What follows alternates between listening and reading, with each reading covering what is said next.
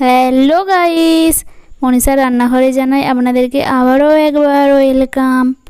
আজ আমি আপনাদের সঙ্গে শেয়ার করব সামার স্পেশাল সাবুদানা ড্রিঙ্ক বানানোর রেসিপি। আমার মনে হয় গরমের দিনে সবথেকে বেস্ট রেসিপি, এর থেকে আর ভালো কিছু হতে পারে না। তো দেরি কিসের, চলুন রেসিপি শুরু করা যাক। তার জন্য সবার প্রথমে কড়াই দিয়ে দেবো 1 লিটার দুধ। প্রথমে দুধটাকে হাই ফ্লেমে ভালোভাবে গরম করে নেব। আমাদেরকে তো অনেক সময়ই কাজের জন্য এই গরমেতেও বাইরে বের হতে হয়। এই গরমে বাইরে বেরোনোর কারণে আমাদের শরীর অনেকটাই ক্লান্ত হয়ে পড়ে। এই রকম 1 গ্লাস ঠান্ডা ঠান্ডা সাবুদানার শরবত যদি খেয়ে থাকেন তাহলে আশা করি শরীরের সমস্ত ক্লান্তই দূর হয়ে যাবে। দুধটা এখানে ভালোভাবে গরম হয়ে গেছে। এখান থেকে অল্প করে আমি বাটিতে তুলে নিয়েছি। দুধটাকে গাঢ় করে নেওয়ার জন্য এর মধ্যে অ্যাড করে দেবো 1 চামচ কর্নফ্লাওয়ার। কর্নফ্লাওয়ারটা ভালোভাবে ঘাঁটিয়ে নেব। আপনারা কাস্টার্ড পাউডারও ব্যবহার করতে পারেন, কিংবা এইরকম 1 চামচ কর্নফ্লাওয়ার অ্যাড করে দিতে পারেন। কর্নফ্লাওয়ারটা দুধের সঙ্গে ভালোভাবে মিক্স করে নেওয়ার পর কড়াই দিয়ে দেব। তারপর দিয়ে দেব 4 থেকে 5 চামচ চিনি। চিনিটা আপনারা যতটা মিষ্টি পছন্দ করেন সেই অনুযায়ী ব্যবহার করবেন। এখন চিনিটাকে দুধের সঙ্গে ভালোভাবে মিক্স করে দেব। এটা বানাতে একদমই ঝামেলা নাই, খুবই কম সময়ের মধ্যেই বানানো হয়ে যাবে এবং বাড়িতে থাকা খুবই অল্প উপকরণ দিয়েই আপনারা বানিয়ে নিতে পারবেন। দুধটা অনেকটাই গাঢ় হয়ে গেছে।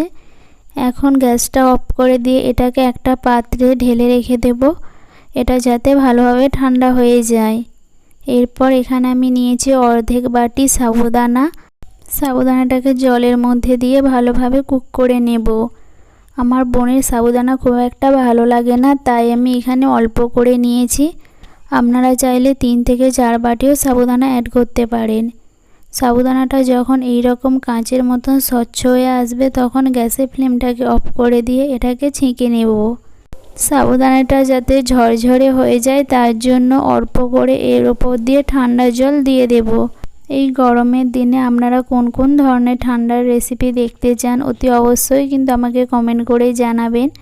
আপনারা যে সমস্ত ঠান্ডার রেসিপি কমেন্ট করে জানাবেন আমি শীঘ্রই আপনাদের সঙ্গে শেয়ার করার চেষ্টা করব। সাবুদানাটাকে এখন এই দুধের মধ্যে দিয়ে ভালোভাবে মিক্স করে দেব।